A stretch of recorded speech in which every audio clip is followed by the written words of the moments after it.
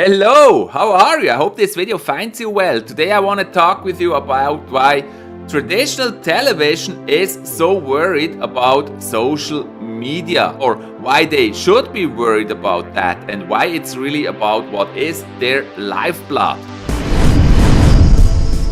So let's first look at who are the new competitors of the traditional television stations. It's companies like Facebook, YouTube, Twitter, Instagrams. Those compete with television companies about the viewers. And there's a big difference there, because often those new companies, they don't even create their content. Like Netflix, for example, is a company that creates content, but Facebook or Instagram, they actually rely on the audience to create the content, which is a huge paradigm shift. The audience creates their own content they want to watch. Creators and audience are actually the same people now. Everybody can become a creator. Of course, lots of people remain in the audience, but everyone could become a creator and build their own audience about their topics of interest. And what is also new here, they are connected in real time. It is now possible, if you're like a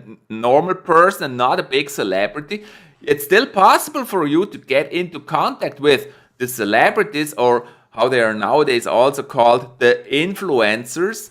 You can get into direct contact with them. You can chat to them in real time. For example, in live streaming also, you can real time chat with them, communicate with them, which is not possible on traditional TV. That is just one way. And it also doesn't help if at the end of a movie or a report they tell you, chat on this hashtag. I mean, I never understood who is gonna do that. You're not gonna chat on a dead hashtag. You wanna chat in real time with the person about a topic that interests you when the topic occurs. So there's also a huge new shift from producer to the consumer becoming a creator.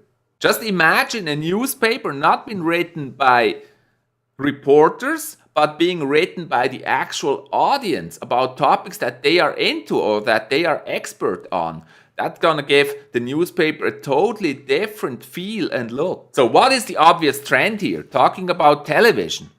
I think people watch less and less television. I can tell that for me for sure. I watch very, very few television. I watch a lot of YouTube or get my information online. And I have that television sometimes like a radio just running in the background while actually reading something on my iPad or watching a movie on my iPad. So it gets into the background quite literally. And the same is true if you have kids. You know this, kids do not consume television that much. Either they watch Netflix, where they can choose what they want to see directly. They consume it on their mobile devices like this one here, for example, to watch videos, read books, or watch Netflix. Now this has a huge impact on advertising companies and marketing budgets. How do they come into play here?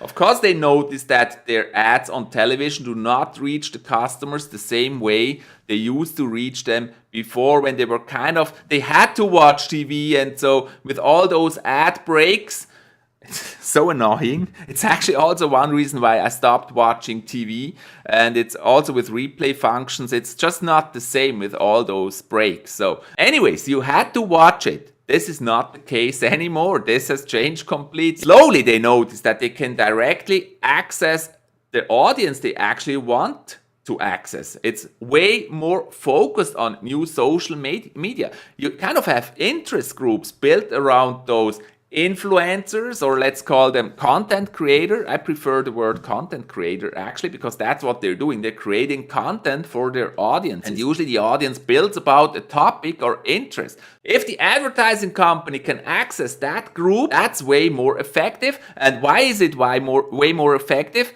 Because that person, that content creator, earned trust of that community. He has the trust of that community. So if he trusts into a product, his community may also trust into that product. Word of mouth is still the strongest thing out there. And he doesn't even have to advertise it directly. He just like a candy bar. He can just have it on the table. People will see it and maybe pick it up. Stuff like that. Very powerful. Or if he says his favorite drink is this and that, people may actually also drink it more. Maybe. So this is way more targeted, way more efficient, and slowly advertising companies and marketing budgets recognize this. And those budgets are huge. Imagine just how much money that is now coming from television, cinema, traditional channels into influencer channels, into social media channels. This is huge. I mean, just imagine this. Some years ago, if I told you that big advertising companies would pay big money to individuals like you and me just for using their product, you would have laughed at me and said it's impossible.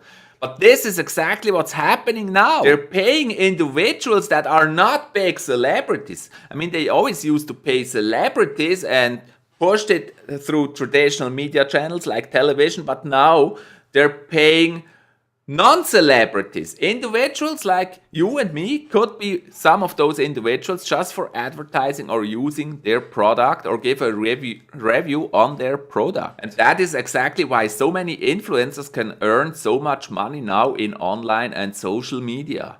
It's unimaginable before, really. Not saying that it's easy, you still have to put in a lot of work to get there. It's not that easy. Building an audience, building a community around the topic, gathering all the knowledge that you need is still hard work. Like always, success will always be hard work. It's not a gift. The thing is, now everyone can get a chunk of that marketing budget, theoretically.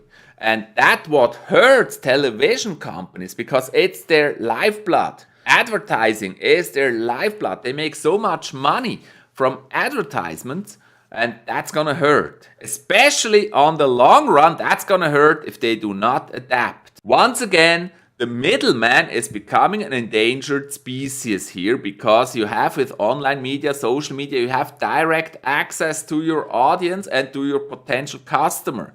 As a company, you can gain direct access. That's really the huge thing. And that middleman that is not topic related, but that gets money from you for distributing is eliminated. That's the real strength of social media. So that's how television becomes an endangered species if they don't adapt, if they don't really understand what the social in social media really means. They gotta find out real quick. They have to adapt to the new game and get closer to their audience. For some of them closer than they ever been before, but actually when it all started they were very close. I remember those rebel times of television when it was just fun and entertaining and not so professional. Way more fun in my opinion. So they really got to find out what the audience really wants and get closer. That's the whole secret. If you like this video, don't forget to give a thumbs up for the video and subscribe to Story Spotlight, where we share our story and help you live and create your own story.